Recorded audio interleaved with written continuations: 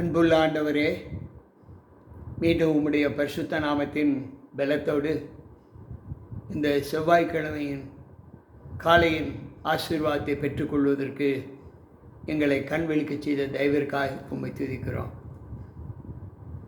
மீட்பர் இயேசு கிறிஸ்துவின் நாமத்திலே நாங்கள் உமக்கு பிள்ளைகளாக ஜீவிக்க எங்களை பலப்படுத்தும். ஆமென்.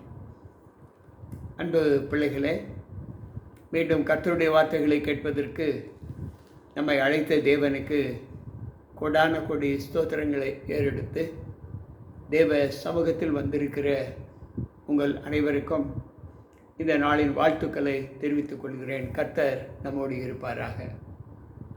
நாம் 2 நாட்களாக மாமிசம் புசிப்பது பற்றி நாம் பேசிக்கொண்டிருக்கிறோம். இன்றைக்கு தேவ சமூகத்தில் இந்த மாமிச உணவை குறித்து மீண்டும் வேதம் நமக்கு என்ன சொல்லுகிறது என்பதை நாம் படிக்கப் போகிறோம். ரோமர் 14வது அதிகாரம் 17வது வசனம் சொல்லுகிறது, தேவனுடைய ராஜ்யம் புசிப்பும் குடிப்பும் அல்ல, அது நீதியும் சமாதானமும் பரிசுத்த ஆவியினால் உண்டாகும் சந்தோஷமுமாய் இருக்கிறது. இன்றைக்கு அநேகர் சொல்வது போல புசிப்பது புசிக்காமல் இருப்பது நம்மை தேவ சமூகத்தில் மேன்மைப்படுத்தாது. ஏனென்றால் ரோமர் 14வது அதிகாரம் 20-21 வசனங்களை வாசிப்போம் என்றால், போஜனத்தை நிமித்தம் தேவனுடைய கிரியையை அழித்து போடாதே. எந்த பதார்த்தமும் சுத்தமுள்ளது தான், ஆனாலும் இடறுதலுக்கு உண்டாக புசிக்கிறவனுக்கு அது தீமையாக இருக்கும். மாமிசம் புசிக்கிறதும் மதுபானம் பண்ணுகிறதும் மற்ற எதையாகிலும் செய்கிறதும் உன் சகோதரன் இடர்களுக்காவது தவறுவதற்கு ஏதாவது பலவீனப்படுகிறதுக்காவது ஏதுவாக இருந்தால் அவைகளில் ஒன்றையும் செய்யாமல் இருப்பதே நலம் என்று வேதம் சொல்லுகிறது. இங்கு இந்த வசனத்தை வாசித்த போது தேவனுடைய போஜனத்தின் நிமித்தம் அவர் கிரியை நாம் அழித்து போடாமல் இருக்க வேண்டும் என்று வேதம் நமக்கு கற்றுக் கொடுக்கிறது. போஜன பதார்த்தம் எல்லா நிலைகளிலும் நம்மை ஆண்டவருக்கு விசுவாசத்தை காண்பிக்க வேண்டுமே தவிர மற்ற எந்த நிலையிலும் அது அதிருப்தியை உருவாக்க கூடாது. மாமிசம் புசிப்பது, மதுபானம் பண்ணுவது, மற்ற எந்த காரியத்தையும் நாம் செய்வது நம்முடைய சகோதரனுக்கு இடர்கள் உண்டாக்கினால் அதை செய்யாமல் இருப்பது நமக்கு நல்லது என்று வேதம் சொல்லுகிறது. அன்பு பிள்ளைகளே, இங்கு ஆண்டவர் சொல்லுகிறார் ரோமர் 14:1, ஒருவன் எந்த பதார்த்தத்தையும் புசிக்கலாம் என்று நம்புகிறான், பலவீனனோ மரக்கறிகளை மாத்திரம் புசிக்கிறான். புசிக்கிறவன் புசியாது இருக்கிறவனை அற்பமாய் எண்ணாது இருப்பானாக, புசியாது இருக்கிறவனும் புசிக்கிறவனை குற்றவாளியாக தீர்ப்பாது இருப்பானாக. தேவன் அவனை ஏற்றுக்கொண்டாரே என்று ரோமர் 14:1-2 சொல்லுகிறது. அன்பு பிள்ளைகளே, இன்றைக்கு மாமிசம் புசிப்பது, புசியாமல் இருப்பது மற்றவர்களை மேன்மைப்படுத்தவோ அல்லது அற்பமாய் எண்ணுவதற்கோ அங்கு இடம் இல்லை என்று ஆண்டவர் சொல்லுகிறார். வேதாகமத்தின் முக்கிய கருத்து என்னவென்றால், நாம் விக்கிரகங்களுக்கு படைக்கப்பட்டதை புசிக்கலாமா என்றால், ரோமர் 8வது அதிகாரம் 1வது வசனம் சொல்லுகிறது, விக்கிரகங்களுக்கு படைக்கப்பட்டதை அந்த விஷயத்தில் நம் எல்லோருக்கும் அறிவு உண்டென்று நமக்கு தெரியுமே. அன்பு பிள்ளைகளை, விக்கிரகங்களுக்கு படைக்கப்பட்டதை நாம் புசிப்பது நல்லதா கெட்டதா? இங்கு வேதம் சொல்லுகிற வார்த்தை, அறிவு நம்ம எல்லோருக்கும் உண்டு. அறிவு இருமாப்பை உண்டாக்கும். அன்போ பக்தி விருத்திக்கு எதுவாக இருக்கும் என்று அந்த 1 கொரிந்தியர் 8வது அதிகாரம் 1வது வாக்கியத்திலே சொல்லப்பட்டு இருக்கிறது. அன்பு பிள்ளைகளே, போஜனமானது நம்மை தேவனுக்கு உகந்ததாக்க மாட்டாது. எண்ணத்தினால் எனில் புசிப்பதினால் நமக்கு ஒரு மேன்மையும் இல்லை, புசியாது இருப்பதினால் நமக்கு ஒரு குறைவும் இல்லை. ஆனாலும் இதை குறித்து உங்களுக்கு உண்டாயிருக்கிற அதிகாரம் எவ்விதத்திலும் பலவீனருக்கு தடுக்கலாகாதபடி பாருங்கள். இங்கு வேதம் சொல்லுகிறது, புசிப்பதினாலும் புசியாது இருப்பதினாலும் நமக்கு மேன்மையுமோ குறையுமோ இல்லை. நான் ஒரு ஆகாரம் புசிக்கிறேன், என்னோடு கூட ஆண்டவர் ஏற்றிருக்கிற பிள்ளை, நான் புசிக்கிற அந்த ஆகாரம் அவனுக்கு கஷ்டமாய் தீட்டாய் இருக்கும் என்று அவன் நம்பினால் அந்த ஆகாரத்தை நான் சாப்பிடாமல் இருப்பது நல்லது என்று ஆண்டவர் சொல்லுகிறார். ஏனென்றால் என்னுடைய புசிக்கின்ற பழக்க வழக்கங்கள் என்னுடைய நண்பரை, என்னுடைய அருகாமையில் உள்ள பிள்ளைகளை அவிசுவாசத்தில் நடத்துவது ஆண்டவருக்கு பிடித்தமில்லை என்று வேதம் சொல்லுகிறது. அன்பு பிள்ளைகளே, அதற்கு உதாரணமாக இங்கு ஆண்டவர் சொல்லுகிறார். எப்படி எனில், அறிவுள்ளவனாகிய ஒருவன் உங்களை விக்கிரக கோவிலிலே பந்தி இருக்க கண்டால் பலவீனனாய் இருக்கிற அவனுடைய மனது விக்கிரகங்களுக்கு படைக்கப்பட்டவர்களை புசிப்பதற்கு துணிவு கொள்ளுமா அல்லவா? பலவீனமுள்ள சகோதரன் உன் அறிவு நிமித்தம் கெட்டு போகலாமோ? கிறிஸ்து நமக்காக மரித்தாரே என்று 1 கொரிந்தியர் 8வது அதிகாரம் 10-11வது வாக்கியம் சொல்லுகிறது. அன்பு பிள்ளைகளே, நாம் விக்கிரகங்களுக்கு படைக்கப்பட்டதை புசிக்கலாமா கூடாதா என்றால் ஆண்டவர் சொல்லுகிறார், உணவு விஷயத்தில் நாம் எல்லாமே நமக்கு நல்லதாக நமக்கு தெரியும். ஆனால் போஜனம் என் சகோதரனுக்கு இடர்கள் உண்டாக்கினால் நான் என் சகோதரனுக்கு இடர்கள் உண்டாக்காதபடி நான் என்றைக்கும் மாமிசம் புசியாது இருப்பேன் என்று சொல்லுகிறார். நான் மாமிச உணவு என் சகோதரருக்கு என்றால் கிறிஸ்துவை ஏற்றுக்கொண்ட பிள்ளைகளுக்கு இடர்கள் உண்டாக்கினால் அதை நான் புசிக்காமல் இருப்பது என் சகோதரனை பாவம் செய்ய தூண்டாமல் இருப்பதற்கு சமம் என்று ஆண்டவர் சொல்லுகிறார். அன்பு பிள்ளைகளே, சற்று யோசிப்போம்.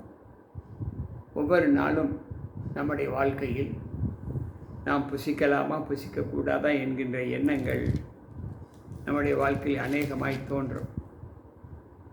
ஆனால் இவைகளை குறித்து நாம் எப்படி எண்ணுகிறோம் என்றால்,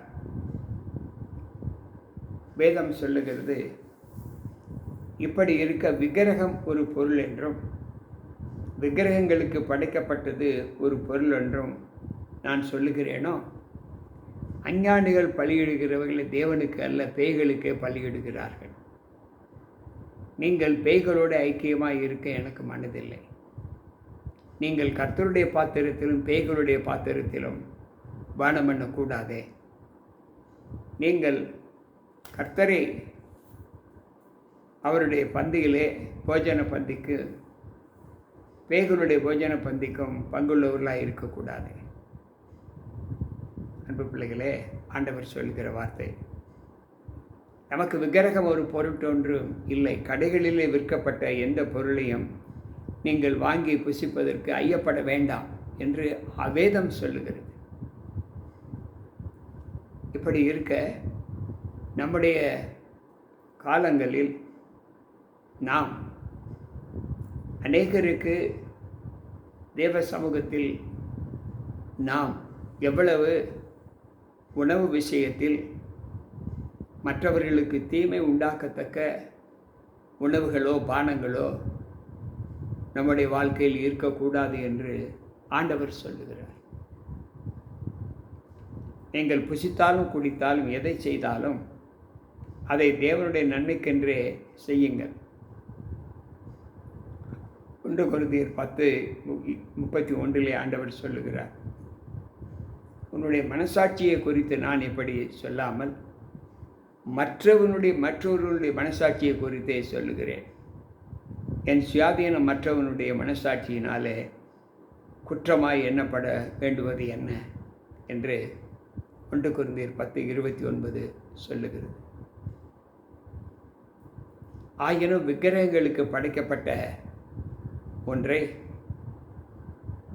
ஒருவன் உங்களுக்கு இது விக்கிரகங்களுக்கு படைக்கப்பட்டது என்று சொன்னால், அப்படி அறிவித்தது நிமித்தம் மனசாட்சி நிமித்தம் நீங்கள் புசியாதிருங்கள், பூமியும் அது நிறைவும் கர்த்தருடையது என்று 1 கொரிந்தியர் 10:28 சொல்லுகிறது.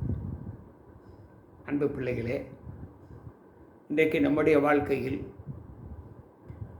நாம்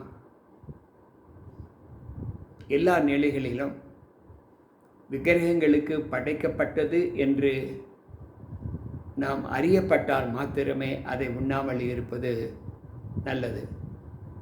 மற்றபடி நாம் ஸ்தோத்திரங்களை ஏறெடுத்து ஆண்டவருக்கு நன்றி செலுத்தி நமக்கு முன்பாக படைக்கப்பட்ட ஒவ்வொரு உணவையும் நாம் பயமில்லாமல் உண்ணலாம்.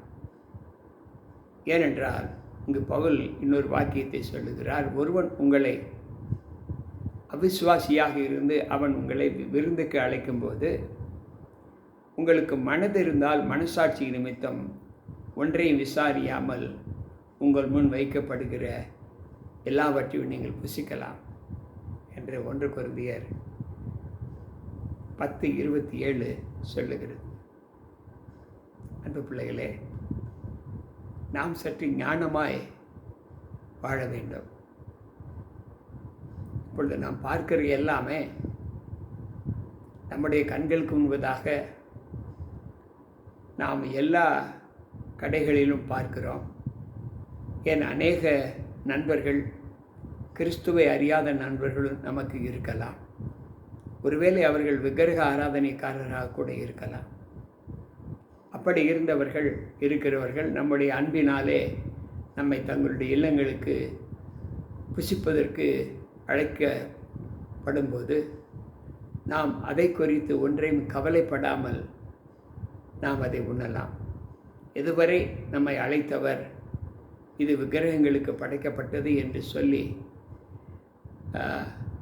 நம்மை அழைத்தால் அதை நாம் உண்ணாமல் இருப்பது நமக்கு நல்லது. அல்லது நமக்கென்று வேறொரு ஆகாரம் தனியாக படைத்து நமக்கு முன் வைக்கும்போது அதை நாம் உண்ணலாம். இது தேவனுடைய மகிமை. எனக்கு பிரியமான தேவ பிள்ளைகளே, ஆண்டவர் சொல்லுகிற வார்த்தை எல்லா நிலைகளிலும் பொதுவாக போஜனம் என்பது நம்முடைய உண்ணக்கூடிய பழக்க வழக்கங்களில் நான் முன்பு சொன்னது போல மாமிசம் உண்ணுகிறவர்கள் எதை உண்ணலாம், எதை உண்ணக்கூடாது என்பதை நாம் படித்தோம். காய்கறி பழ வகைகள் உண்ணுகிறவர்கள் விதை உள்ள பழங்களையும் விதை இருக்கக்கூடிய காய்கறிகளையும் உண்ண வேண்டும் என்று நாம் படித்தோம். இதை தவிர மற்ற ஆரோக்கியத்திற்கு கேடு உண்டாக்கக்கூடிய எந்த உணவாக இருந்தாலும், அது மாமிசமாக இருந்தாலும் காய்கறிகளாக இருந்தாலும் பூண்டுகளாக இருந்தாலும் அதை நாம் உண்ணக்கூடாது என்பது தேவ சட்டம். எனவே போஜனம் ஒரு மனிதனை தேவனுடைய சமூகத்தில் நீதியாகவோ குறைவாகவோ எண்ண மாட்டாது என்பதை வேதம் நமக்கு சொல்லுகிறது. ஆகவே நம்முடைய சரீரத்திற்கு ஏற்றபடி இது நமக்கு உகந்த உணவா என்பதை யோசித்து நாம் இந்த உணவு பழக்கங்களை தொடர்ந்து ஆண்டவருடைய மகிமைக்கென்று நாம் செய்வோம். முற்றிலும் நம்முடைய சரீரத்திற்கென்று நாம் அதை உண்ண பழகுவோம்.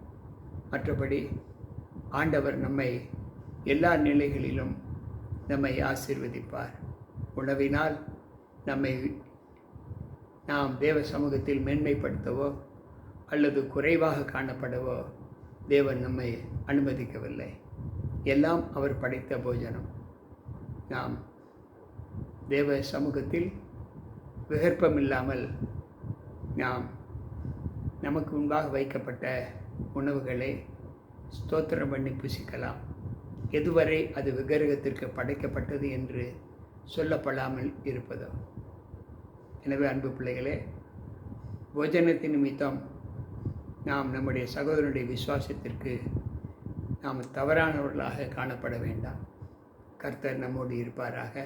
ஜெபிப்போம். அன்பு ஆண்டவரே, உம்முடைய வார்த்தைகளை கேட்கிற எங்கள் ஒவ்வொருவருக்குள்ளும் உம்முடைய கிருபை இருந்து பாதுகாத்து நல்ல ஏவுகளை நாங்கள் கற்றுக்கொள்ள எங்களை பலப்படுத்தும். ஆண்டவர் இயேசு கிறிஸ்துவின் நாமத்தில் ஜெபிக்கிறேன் நல்ல பிதாவே, ஆமென். அன்பு பிள்ளைகளை, மீண்டும் நாளை சந்திப்போம். உங்கள் போதகர் ஜி.கே. ராபர்ட்.